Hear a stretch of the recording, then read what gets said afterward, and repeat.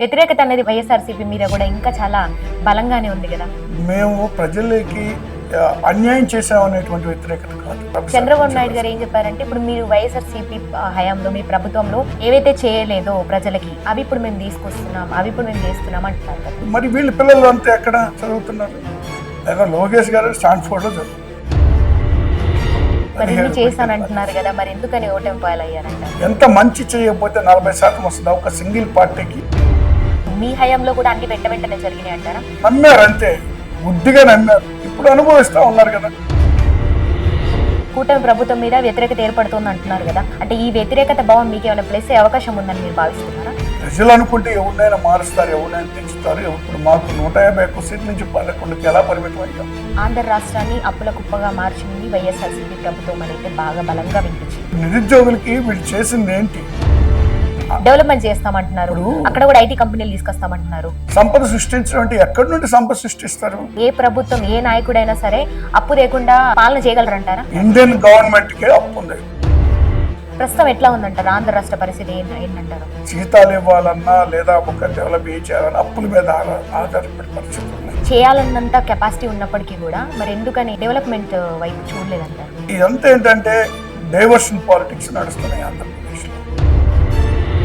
రాప్తాడులో జరిగినటువంటి ఇష్యూకి కూడా అంటే జగన్మోహన్ రెడ్డి స్వయంగా ఈ రోజు వెళ్ళడం జరిగింది.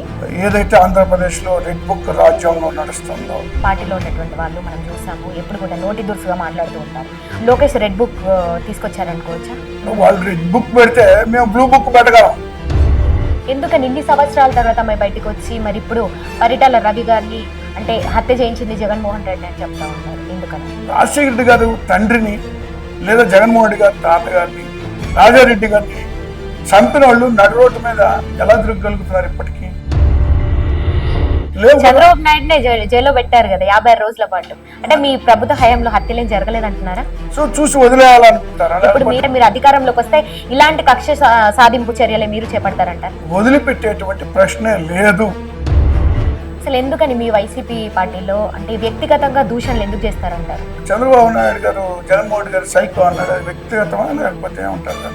జగన్మోహన్ రెడ్డి కూడా చేస్తుంది అంటారు. నాకు తెలియదు. జగన్మోహన్ రెడ్డి మొబైల్ వాడతారండి? ఏం లేవు, ఆయన చాలా డిసిప్లైన్డ్ లైఫ్ ఆయన. ఇప్పుడు వైఎస్ఆర్సీపీ ఉన్నటువంటి హయాంలో ఈ పార్టీ హయాంలో కానీ క్రైమ్ రేట్ పర్సెంటేజ్ ఎట్లా ఉండే, ఇప్పుడు కూటమి ప్రభుత్వం ఏర్పడ్డాక క్రైమ్ రేట్ పర్సెంటేజ్ ఎట్లా ఉందంటే ఏం చెప్తారు? దాడులు జరుగుతామని మహిళలకు రక్షణ కరువు అయిపోయింది ఆంధ్రప్రదేశ్ లో. షర్మిల గారి నాయకత్వాన్ని చూడబోతున్నాం అనే ఎక్స్పెక్టేషన్స్ ఏమైనా ఉన్నాయంటారు? అలాంటి చెల్లి ఏ అన్నకు ఉండకూడదు. వైఎస్ఆర్సీపీ మళ్ళీ ఎలాంటి వ్యూహాత్మక రచన రచిస్తోందంటారు? ప్రజల్లో మార్పు ఎప్పుడు వస్తుందో ఖచ్చితంగా దానికి అనుగుణంగా మేము పోతాం. ప్రజల పక్షాన్ని మేము నిలబడతాం. ప్రజలు వైఎస్ఆర్సీపీని నమ్మే అవకాశం ఉందంటారా? ఎలక్షన్స్ అన్నారు, ఒకవేళ అవి ఇచ్చినా సరే మేము సిద్ధంగా ఉన్నాం.